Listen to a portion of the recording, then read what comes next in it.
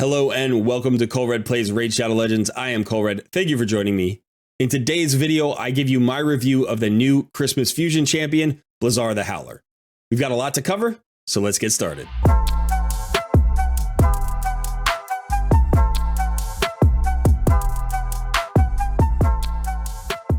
Okay, here he is. I have to admit that when I saw his poster, I thought he was a bit cartoonish. An abominable snowman type. He definitely fits the Ogryn faction, and his animations are fairly menacing. They've definitely put a lot of work into the details on this character, but not my favorite aesthetic. He's okay, I guess. I guess my feeling is as long as his kit is good, I really don't care what he looks like. So let's go and take a look at his skills. Okay, so here we have his kit. Now his A1 is a triple hitter, attacks 3 times at random. Each hit has a 50% chance when booked of placing a freeze debuff for 1 turn. Now this feels like a really solid skill. Now obviously Blizaar, that's his name. He's a snowman, so he's going to be based around freezes, and that's fantastic. There aren't that many really good freeze champions in the game. We'll talk about that in a little bit. But so this A1 has a 50% chance of placing that freeze debuff for 1 turn, and again 3 hits.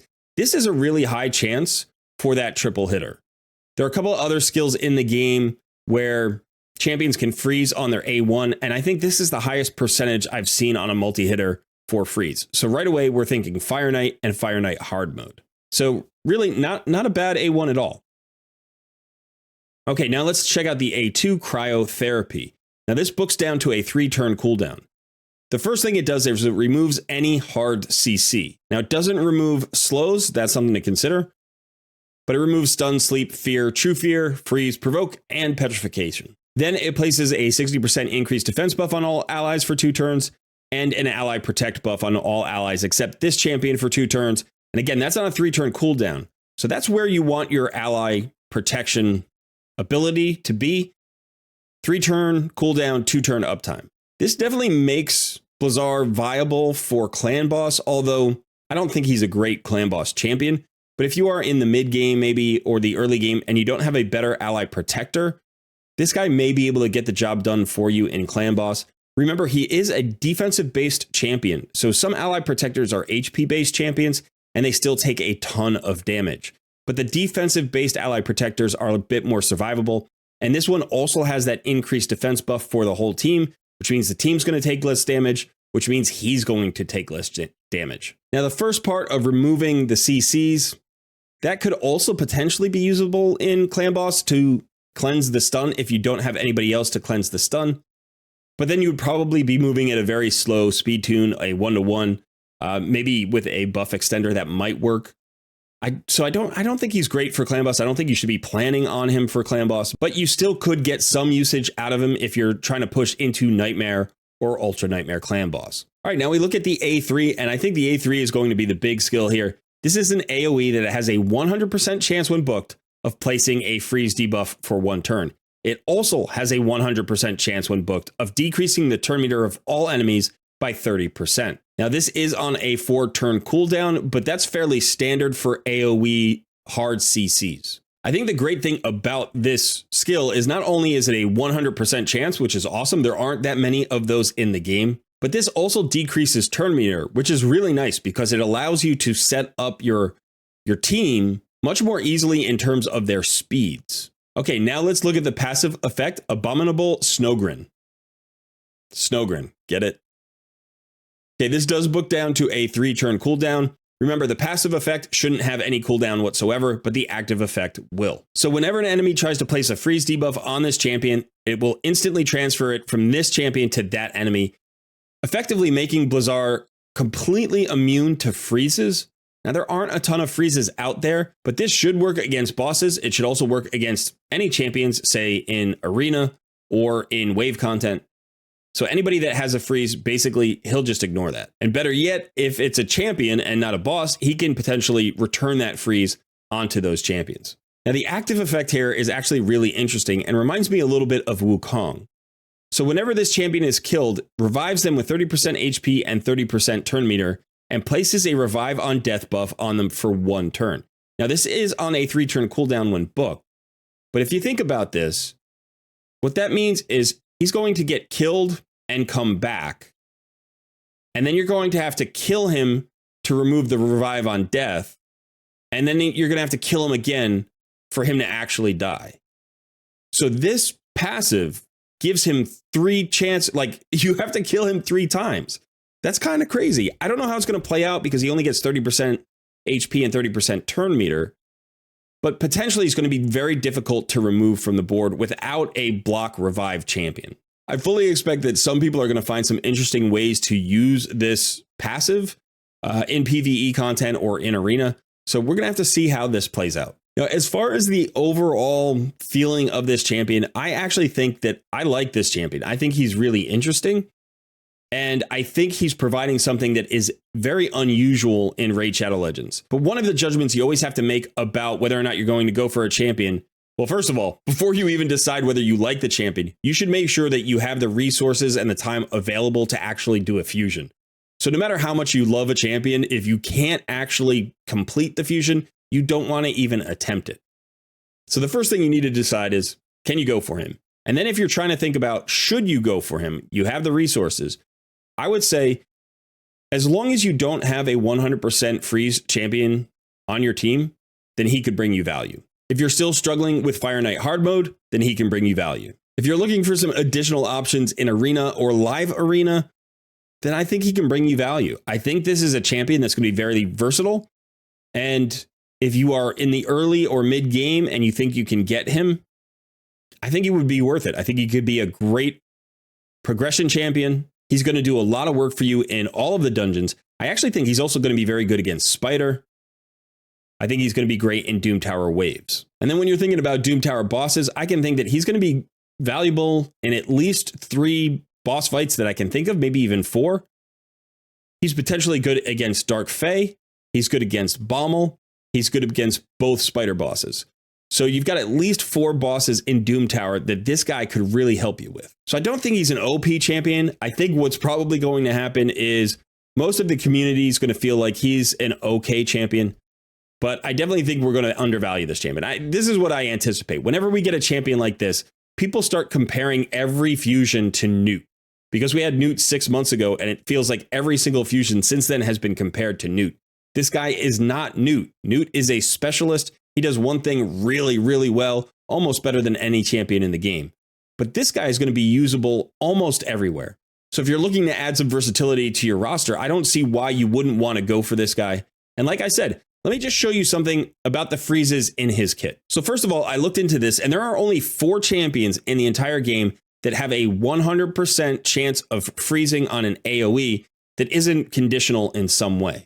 The first one here is actually in the Ogryn Tribes faction as well, and it is Gurgo the Augur, who is a Void legendary. Now, you can see here, Gurgo has a 100% chance of an AoE freeze on his A2, but this is not a hit. This doesn't actually do any damage. This just removes 2 random buffs from all enemies and then places a freeze on them. Now, you can't weak hit, but he's Void Affinity anyway. This does grant an extra turn, which allows him to then attack. But this is not actually a hit, and so that's something to keep in mind. The second champion is actually her previous Christmas Fusion, Pixniel, who also has a 100% AoE freeze. It is her A3 Icicle Barrage, attacks all enemies, and has a 100% chance of placing a freeze debuff for 1 turn, again on a 4-turn cooldown. That is the same as Blizaar's. Now, I think overall, Pixniel has a decent kit. She was buffed, and she's definitely better than she used to be. But she takes 18 books to fully book out. This is a legendary that soaks up 18 legendary tomes. So chances are you're not going to build her out if you get her. Okay, the third champion that has an AoE freeze at 100% chance is Ninja. It's his A3, but Ninja is no longer available. So if you weren't lucky enough to be around when he was a free login reward champion, you can't even get this champion anymore. And finally, we come to one of my favorite champions. This champion is Shiramani from the High Elves faction. I think she's highly underrated.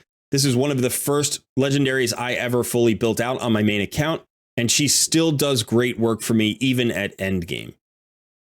Her A3 is her AoE. You can see it as a 100% chance of freeze. This also fills her turn meter by 10% for each attacked enemy, which is really great in places like Spider. She also has a nice chunky heal on her A2, and like Blizaar, she has a 3-hitter on her A1, and each hit has a 25% chance of placing a freeze debuff for 1 turn.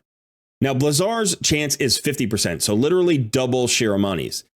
If you don't know, Shiramani was actually buffed to this state. Originally, her A1 was a 3-hitter, but it only had a 15% chance of placing a freeze debuff on each hit. Now, I've run Shiramani for a long time, and let me tell you, this A1 plays. It is very useful in wave content. In a lot of cases, you're going to be hoping for that A1 to land a freeze, and Blizaar's got a double chance on each hit compared to Shiramani. So just from my experience, I think he's got a very good AoE freeze, just like Shiramani. He's got a very good A1, even better than Shiramani's. And so I think that he's going to be highly valuable for this skill set, for this particular part of his kit. And that's ignoring the A2, Ally Protect, and all of that. And that's ignoring the passive where he revives on death and all that weird stuff. Now, Shiramani's heal is useful, so her kit isn't just a freeze kit. Likewise, Blizaar's kit is not just a freeze kit, but you typically bring in Shiramani when you want more wave control. And I think that's the same thing that's going to happen with Blizaar. Now, there is one last champion I want to call out, Ykarl the Scourge. His freeze is not a 100% chance unconditionally, but you can get a 100% chance against targets with 75% or more turn meter. And the nice thing about his AoE freeze is that the debuff cannot be resisted by targets with 75% or more turn meter. And Ykarl the Scourge is a Void legendary, so he doesn't have to worry about weak hits, but he's also an attack-based champion, which means that he can be killed off a little bit more easily than, say, Blizaar is likely to be, because Blizaar is a defensive-based champion. And again, this 100% is conditional. It can be tricky. You're not always going to be able to fire that off at the right time. So that's something we don't have to worry about on Blizaar at all. Okay, so I think, that's about it for Blizaar. I would definitely recommend that if you can go for him, you go for him, especially if you are in the early or mid game. Even if you're in the late game, if you don't have a 100% AoE freeze, it's a highly valuable skill. It's not quite as good as a 100% chance of stun on an AoE, because a freeze debuff will actually reduce the amount of damage that the frozen champions take. So there is that. But I think sometimes people overemphasize the damage reduction. Just locking down a wave for a turn is really useful. And in addition, this is going to reduce the turn meter. So again, he's going to be usable in a lot of places. And I think if you don't have an AoE freeze, he's always going to be useful. And I think that's going to be true in progression. I also think, think endgame Fire Knight hard mode, he's going to be the perfect champion for that fight. So I know that I'm going to be going for this champion on my noob versus pro account. I'm about 110 days in. I'm going to have to make an assessment when the schedule actually comes out and we start to see the point totals in the actual tournaments and events. I'm going to have to make an assessment about whether or not I have the resources. Right now, I am borderline. I'm very close to having the resources. This could be a champion worth going for if it's a friendly Christmas fusion like we've seen in the past. But if we continue to experience the fusion inflation that we've seen recently, I may have to pass on this champion even though I don't want to. On my main account, I'm absolutely going for him. I am at endgame. Doesn't matter. This is a great champion for Fire Knight hard mode. If I pair him up with Shiramani in Fire Knight hard mode, I think I'm going to clear that entirely. No problem. So I'm absolutely excited about Blizaar the Howler. I'm probably more excited than the general consensus from the community. So my guess is that the community is going to be, middling about this guy. They're probably going to call him like a B tier champion. I think he's probably realistically an A tier champion. I don't think he's S tier, but if you get him early enough in the game, he's going to feel that way for your account. Okay, so that is it for Blizaar and for me. In the comments below, let me know if you're going to be going for this champion. And also, how do you rate him? Do you think he's a B tier champion, an A tier champion, maybe even an S tier champion? And if you can think of any cool creative ways to use this champion, I'm always interested in hearing those as well, because I always love a good theory craft. All right, thanks so much for hanging out. I've been Colred, and I will see you in another video soon.